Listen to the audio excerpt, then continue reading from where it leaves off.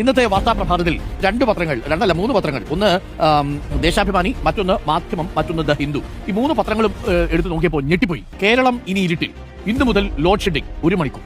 ഞെട്ടിപ്പോകും നമ്മൾ ആ വാർത്ത കണ്ടാൽ. പൂട്ടലിന്റെ വക്കിൽ KSRTC, 40% സ്കൂളുകൾ അടച്ചുപൂട്ടൽ ഭീഷണിയിൽ. ദേശീയപാത വികസനം മതിയാക്കി, സാമ്പത്തിക വർഷത്തിന് അവസാന ദിവസം ട്രഷറി കാലി, പെൻഷനുകൾ മുടങ്ങിയിട്ട് 18 മാസം, എങ്ങും എത്താതെ ഗെയിൽ പൈപ്പ് ലൈൻ പദ്ധതി. വാർത്ത വായിച്ചുകൊണ്ടിരിക്കുമ്പോൾ ഇതെവിടെയോ കേട്ടിട്ടുണ്ടല്ലോ എന്ന് ആലോചിക്കുന്നു. അങ്ങനെ ആലോചിച്ചപ്പോഴാണ് 10 വർഷങ്ങൾക്ക് മുമ്പ് മലയാള പത്രങ്ങളിൽ നിറഞ്ഞു നിന്ന വാർത്തകൾ കൊണ്ട് രൂപപ്പെടുത്തിയ 1-ാം പേജാണിത്.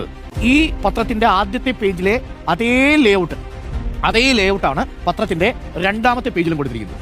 ആദ്യത്തെ പേജിൽ കൊടുത്തിരിക്കുന്ന ലേഔട്ടിൽ ഉദാഹരണത്തിന് ഇന്ന് മുതൽ ലോഡ് ഷെഡിംഗ്, കേരളം ഇനി ഇരുട്ടിൽ എന്ന് 10 വർഷത്തിന് മുമ്പുള്ള ഒരു അവസ്ഥ കാണിക്കാൻ വേണ്ടിയിട്ട് കൊടുത്തിരിക്കുന്ന പരസ്യമാണ്.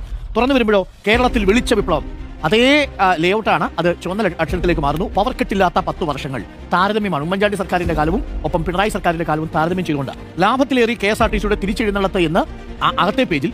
പുറത്ത് പൂട്ടലിന്റെ വക്കിൽ KSRTC. സ്കൂളിന്റെ കാര്യത്തിൽ 40% സ്കൂളുകളും അടച്ചുപൂട്ടൽ ഭീഷണിയിൽ എന്ന് 10 വർഷത്തിന് മുമ്പിലുള്ള വാർത്തയ്ക്കുള്ളിൽ 111 പുതിയ സ്കൂൾ കെട്ടിടങ്ങൾ കൂടി പൂർത്തിയായി.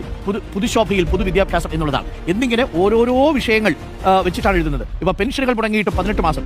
ഉള്ളിലെ പേജിൽ മുടങ്ങാതെ പെൻഷൻ, കൈനിറയെ ക്ഷേമം. സാമ്പത്തിക വർഷത്തിന്റെ അവസാന ദിനം ട്രഷറി കാലി.